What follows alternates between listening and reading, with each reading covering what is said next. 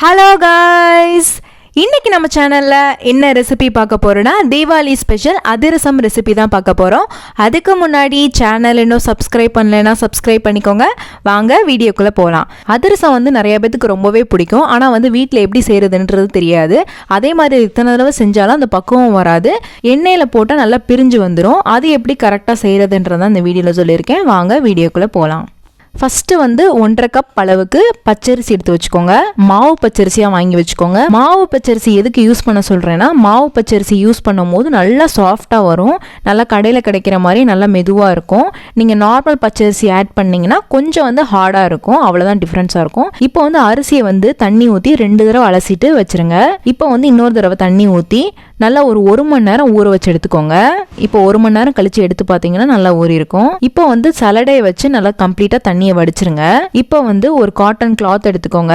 நல்லா அந்த காட்டன் கிளாத்தை வந்து நல்லா விரிச்சு விட்டுக்கோங்க. விரிச்சு விட்டுட்டு அரிசி வந்து நல்லா ஸ்ப்ரெட் பண்ணிக்கலாம். கையை வச்சு இந்த மாதிரி நல்லா ஸ்ப்ரெட் பண்ணி விட்டுக்கோங்க.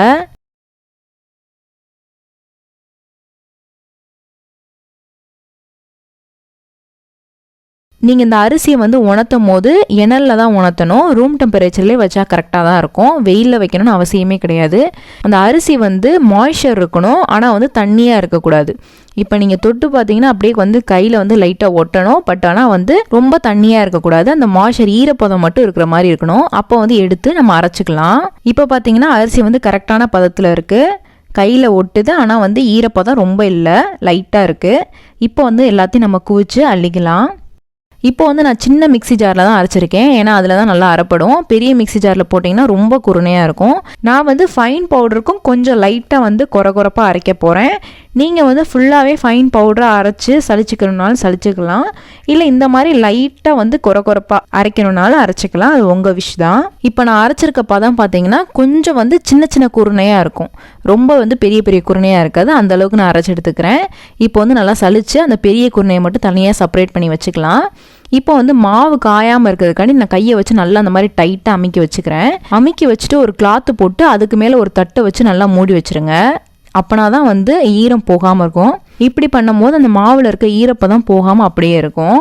இப்போ நீங்கள் அரிசி மாவு வந்து ரெடி பண்ண உடனே வந்து பாகு காய்ச்ச ஸ்டார்ட் பண்ணிடணும். அப்போனா தான் அந்த மாவில் வந்து ஈரப்பதம் போகாமல் நல்லா இருக்கும். அதுக்கப்புறம் ஒரு பேனில் 1 கப் அளவுக்கு வெல்லம் எடுத்துக்கோங்க. அதுக்கு வந்து 3/4 கப் அளவுக்கு தண்ணி ஆட் பண்ணிக்கலாம். நான் வந்து நார்மல் வெல்லம் எடுத்திருக்கேன். உங்ககிட்ட வந்து பாகு வெல்லம் இருந்துச்சுன்னா அதை வந்து ஆட் பண்ணிக்கோங்க. ரொம்பவே சூப்பராக வரும். நான் வந்து நார்மல் வெல்லம் தான் எடுத்திருக்கேன். இப்போ வந்து இந்த வெல்லத்தை வந்து நல்லா கரையிற அளவுக்கு நல்லா ஹீட் பண்ணி எடுத்துக்கலாம். அது ஜஸ்ட் வந்து கரைஞ்சா போதும். இப்போ வந்து ஸ்டவ் ஆஃப் பண்ணிவிட்டு அதை நல்லா ஃபில்டர் பண்ணி எடுத்துக்கலாம். நம்ம ஃபில்டர் பண்ணும் போது அதில் இருக்க வந்து இம்ப்யூரிட்டிஸ்லாம் வந்து வந்துடும். இப்போ நல்லா ஃபில்டர் பண்ணி எடுத்தாச்சு. திரும்ப வந்து ஸ்டவ் ஆன் பண்ணிவிட்டு நல்லா அதை வந்து கிண்டி விட்டுக்கோங்க. இப்போ வந்து பார்த்தீங்கன்னா நல்லா கொதிச்சு வரும். நல்லா கிண்டி விட்டுக்கோங்க.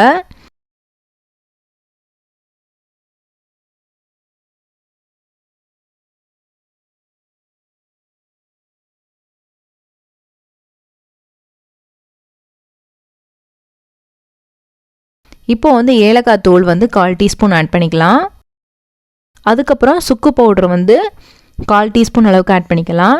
இப்போ இதை நல்லா மிக்ஸ் பண்ணி விட்டுட்டு பதம் செக் பண்ணி பாருங்கள். ஒரு பவுலில் இல்லைனா தட்டில் வந்து தண்ணி ஊற்றிட்டு அந்த பாகை வந்து ஊற்றி பாருங்கள். அது வந்து நம்மளுக்கு கையில் எடுத்து நல்லா உருட்டுற அளவுக்கு இருக்கணும். நல்லா சாஃப்டாக இருக்கணும், ஜெல்லி மாதிரி. பழுத்த தக்காளி பழத்தை வந்து தொட்டு பார்த்தா இந்த மாதிரி இருக்கும். அந்த மாதிரி நல்லா சாஃப்டாக இருக்கணும். அந்த பதம் வந்து கரெக்டான பதம். அப்போ வந்து நீங்கள் எடுத்துக்கலாம். இப்போ வந்து டேஸ்ட்டுக்கு வந்து ஒரு பிஞ்ச் வந்து சால்ட் ஆட் பண்ணிக்கிறேன். 1 டீஸ்பூன் நல்லெண்ணெய் ஆட் பண்ணிக்கலாம். இப்போ இது எல்லாமே சேர்த்துட்டு நல்லா மிக்ஸ் பண்ணி விட்டுக்கோங்க. அதுக்கப்புறம் நம்ம அரைச்சி வச்சிருக்க மாவு வந்து கொஞ்சம் கொஞ்சமாக போட்டு கிண்டிக்கோங்க. நீங்கள் மாவு போட போட கிண்டிக்கிட்டே இருந்தால் தான் கரெக்டாக இருக்கும். இல்லைனா மொத்தமாக நீங்கள் போட்டுட்டிங்கன்னா பிடிச்சிக்கிறோம். ஸோ வந்து கொஞ்சம் கொஞ்சமாக போட்டு அப்படியே கிண்டி விட்டுக்கிட்டே இருங்க. மாவு வந்து கொஞ்சம் கொஞ்சமாக ஆட் பண்ணி தான் கிண்டணும். நீங்கள் மொத்தமாக போட்டுட்டிங்கன்னா உங்களுக்கு வெல்லம் பத்தலைன்னா அது நிறைய ஆயிரும். அதுக்கப்புறம் ஒன்றுமே பண்ண முடியாது. திரும்பி நீங்கள் வெல்லம் காய்ச்சி சேர்த்தாலும் வந்து அந்த பக்குவம் வராது. ஸோ வந்து கொஞ்சம் கொஞ்சமாக ஆட் பண்ணுங்கள். இப்போ வந்து நீங்கள் மாவு போட்டு கிண்டி விடும் போதே தெரியும் எவ்வளோ ஆட் பண்ணணும், எவ்வளோ போதும் அப்படின்ற மாதிரி. இப்போ அதை மிக்ஸ் பண்ணோன்னா இந்த மாதிரி உங்களுக்கு கன்சிஸ்டன்சியில் வரணும். இப்போ பார்த்தீங்கன்னா நல்லா மிக்ஸ் பண்ணியாச்சு. இப்போ இந்த மாதிரி வந்து ஃப்ளோயிங் கன்சிஸ்டன்சியில் இருக்கணும். அப்போ வந்து நீங்கள் வந்து 1 டேபிள் ஸ்பூன் அளவுக்கு நெய் ஆட் பண்ணிக்கலாம். நெய் ஆட் பண்ணிவிட்டு நல்லா மிக்ஸ் பண்ணி விட்டுக்கோங்க.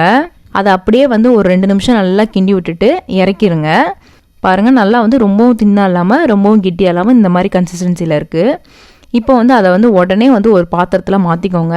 நீங்கள் அடுத்த நாளே வந்து அதிரசம் சுட போகிறீங்கன்னா இந்த கன்சிஸ்டன்சி வந்து கரெக்டாக இருக்கும்.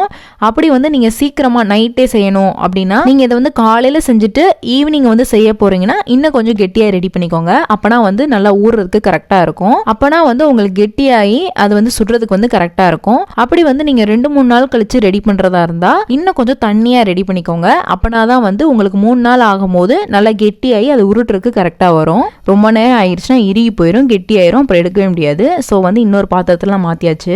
மாற்றிட்டு அந்த மேல் மாவு வந்து ட்ரை ஆகாமல் இருக்கிறதுக்கு 1 டீஸ்பூன் வந்து நெய் ஆட் பண்ணிக்கிறேன். ஆட் பண்ணிவிட்டு அதை அப்படியே மேலே வந்து தடவி விட்டுக்கிறேன். இப்போ வந்து இதை நல்லா மூடி வச்சுக்கலாம். ரூம் டெம்பரேச்சர்லேயே வந்து மூடி வச்சுக்கலாம். இப்போ இதை வந்து அடுத்த நாள் நம்ம எடுத்துக்கலாம். இப்போ இதை வந்து நல்லா வந்து 1 நாளாவது ஊற வச்சு எடுத்துக்கோங்க. அப்போனா தான் டேஸ்ட்டாக இருக்கும். இப்போ இதை வந்து ஓரமாக வச்சுக்கலாம். இப்போ வந்து பார்த்தீங்கன்னா நான் இதை வந்து நேற்று மத்தியானம் ரெடி பண்ணி வச்சேன். இப்போ வந்து இன்றைக்கி ஆஃப்டர்நூன் எடுத்திருக்கேன். பாருங்கள் நல்லா கெட்டியாயிருச்சு. நேற்று இருந்த மாதிரி தண்ணியாக இல்லை. இப்போ இதை வந்து நம்ம நல்லா எடுத்து உருட்டிக்கலாம். பார்க்கும் போது எடுக்கும் போது ஃபஸ்ட்டு வந்து ட்ரையாக இருக்கிற மாதிரி இருக்கும். அதுக்கப்புறம் நீங்கள் அதை உருட்டும் போது தெரியும் நல்லா இலகி நல்லா சாஃப்டாக தான் இருக்கும். இப்போ பார்த்தீங்கன்னா இது சப்பாத்தி மாவு மாதிரி நல்லா சாஃப்டாக இருக்கும். இப்போ வந்து ஒரு இலை எடுத்துக்கோங்க, இல்லைனா ஒரு பிளாஸ்டிக் கவர் எடுத்துக்கோங்க. அதில் வந்து மேலே வந்து எண்ணெய் அப்ளை பண்ணிக்கோங்க. கையிலையும் எண்ணெய் அப்ளை பண்ணிக்கோங்க. இல்லைனா எண்ணெய்க்கு பதிலாக நெய் கூட நீங்கள் அப்ளை பண்ணிக்கலாம், டேஸ்ட்டாக இருக்கும். இப்போ வந்து நல்லா அப்ளை பண்ணியாச்சு. இப்போ வந்து நம்ம சின்னதாக எடுத்துக்கிட்டு கை வச்சு மெதுவாக அந்த மாதிரி ரெடி பண்ணிக்கோங்க. ரொம்பவும் ஃப்ளாட்டாக ரெடி பண்ணிடாதீங்க, ரொம்பவும் கெட்டியாக ரெடி பண்ணிடாதீங்க, நார்மலாக ரெடி பண்ணிக்கோங்க. இப்போ வந்து உங்களுக்கு அதில் ஹோல்ஸ் வேணுன்னா ஹோல்ஸ் போட்டுக்கலாம். இல்லை நார்மலாக நீங்கள் வந்து ஹோல்ஸ் இல்லாமல் செய்கிறீங்கன்னா அப்படியும் செய்யலாம். இப்போ பார்த்தீங்கன்னா நான் ஹோல் போட்டிருக்கேன். நீங்கள் ஆயில் ஹீட் பண்ணிட்டீங்கன்னா இந்த மாதிரி ஒரு 5 வந்து ரெடி பண்ணி வச்சுக்கோங்க. ஏன்னா வந்து நீங்கள் ஆயில் ஹீட் பண்ண பின்னாடி இது வந்து செய்கிறது கொஞ்சம் லேட் ஆகும். ஸோ வந்து இந்த மாதிரி முன்னாடியே வந்து ஒரு 5 ரெடி பண்ணி வச்சிட்டிங்கன்னா ஃப்ரை பண்ணி எடுக்கும் போது ஈஸியாக இருக்கும். இப்போ வந்து ஆயில் நல்லா ஹீட் பண்ணிக்கோங்க. ஹீட் பண்ணிவிட்டு மீடியம் ஃப்ளேம்லேயே வச்சுக்கோங்க. ஆயில் ஹீட் பண்ணாமல் போட்டிங்கன்னா அது மேலே வந்து வரவே வராது, கல் மாதிரி வந்துடும். ஸோ வந்து நல்லா ஆயில் வந்து ஹீட் பண்ணிவிட்டு மீடியம் ஃப்ளேமில் வச்சுக்கோங்க. மீடியம் ஃப்ளேமில் வச்சு நல்லா பொரிச்சு எடுத்துக்கோங்க. 2 சைடும் நல்லா ஃப்ரை பண்ணி எடுத்துக்கோங்க. இப்போ நான் வந்து ஃபஸ்ட்டு வந்து ஓட்டை போட்டது வந்து ஃப்ரை பண்ணிகிட்ருக்கேன். இது நல்லா செவந்து வந்த பின்னாடி நம்ம எடுத்துக்கலாம். நீங்கள் வந்து ஃப்ரை பண்ணும்போது வந்து லைட் கலரில் இருக்கிற மாதிரி இருக்கும். ஆனால் வந்து ஆறின பின்னாடி நல்லா டார்க் ஆயிரும். இப்போ பார்த்தீங்கன்னா நல்லா வந்து நான் ப்ரௌன் கலரில் வந்தோன்னே எடுத்திருக்கேன். இது வந்து ஆறின பின்னாடி பார்த்தீங்கன்னா நல்லா டார்க் ப்ரௌனில் இருக்கும். பாருங்கள் நல்லா ஃப்ரை பண்ணி எடுத்தாச்சு.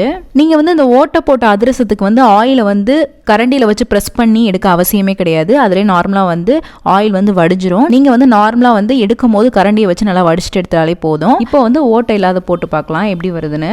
இது பார்த்தீங்கன்னா கீழேருந்து அப்படியே மேலே எந்திரிச்சு வரும். நல்லா வந்து மேலே வந்து பொஃப்னு வரும்.